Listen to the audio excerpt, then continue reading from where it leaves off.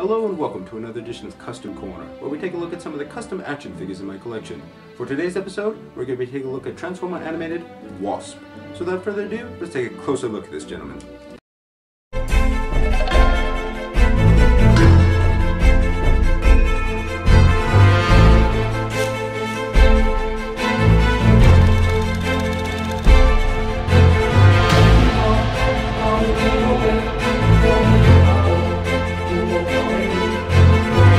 Alright, so here we have my custom Transformers animated Wasp figure. Now, I really love this guy in the cartoon show, especially his mutated pre-Waspinator state. Don't get me wrong, I really like the Waspinator character too. It's just, this guy was a little bit more interesting in the TV show. If you remember, he was kind of really a bit of a bastard in the first season. Just being a real jerk to Bumblebee and Bulkhead, so he was one of those characters that you really love to hate. And then after he escaped from prison and sort of went nuts, he was kind of sad and pathetic. He felt a little bit more sympathy for him. I thought for sure because he pretty much was, or had the same body type as Bumblebee, that they would come out with the guy and just give him the Waspinator head. However, sadly that never happened. The one that did come out came out towards the end of the series and towards the end of the toy line, as a matter of fact, when the toys were starting to disappear from the shelves. And the head they ended up giving him was just the standard Bumblebee head. That was just kind of a disappointment. You figure they're able to easily make a new head for these guys. It wouldn't have cost that much just to do that. But no, they gave some answer like, oh, it's Wasp, but in the Bumblebee helmet armor. So, yeah. What I ended up doing was actually just taking a regular Bumblebee figure because I made this guy before the actual toy was released. And yeah, like I said, I wasn't too happy with it. But anyways, like I said, I just took a standard Bumblebee figure, sawed down the horns a little bit, and added some Kidonite. I hope I'm pronouncing that right. It's also known as green stuff. Just to right here to give the little ridges right here on Waspinator's head and the little pointy chin that he's also well known for. I think I did fairly well considering that this is actually one of my first customs I've ever done. And it's really one of the first paint jobs I've ever done on a Transformer, which, let me tell you something, painting these guys is a real pain in the butt. Bumblebee had that real bright yellow, so I had to do a lot of coating or coloring on his all of his paneling. I think I ended up doing a layer of gray before I added all the layers of green on here, and because of that, the paint job is a little bit thicker. I've learned a few more techniques since then, so I am kind of eager to try them out, but doing it on Transformer, I'm not really sure if I want to do that, just because you got to get in all these little nooks and crannies, or especially me, I don't want to have any yellow popping through. The only places that it actually does is right here on his little shoulder joints, but that's due to natural wear and tear.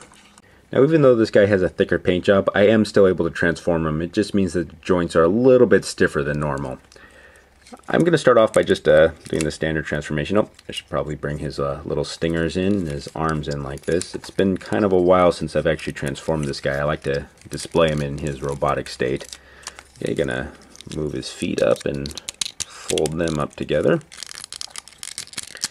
And I think I will rotate his leg panels around. These things actually tend to pop off quite easily, not just because he's a custom action figure, just because that was kind of a problem even with the standard Bumblebee figure.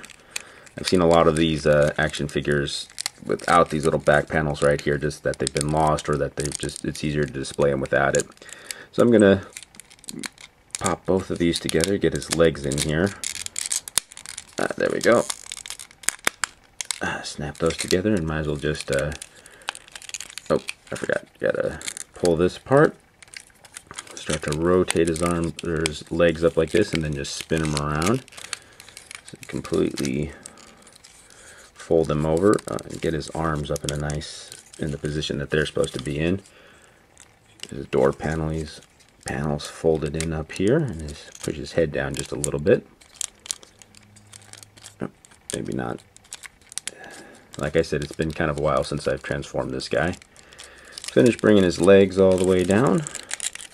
Oh, get this one out of the way.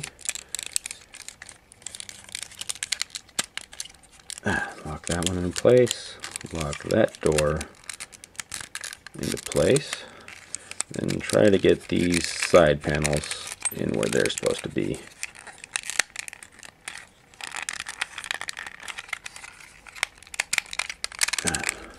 because he's a custom guy, I'm trying to be extra careful. I don't want to chip any of his paint and have to touch it up. If this is a standard Bumblebee, I'd be a little bit more rougher with him. Anyways, here we go. Transformer Wasp, animated Wasp in his transform state.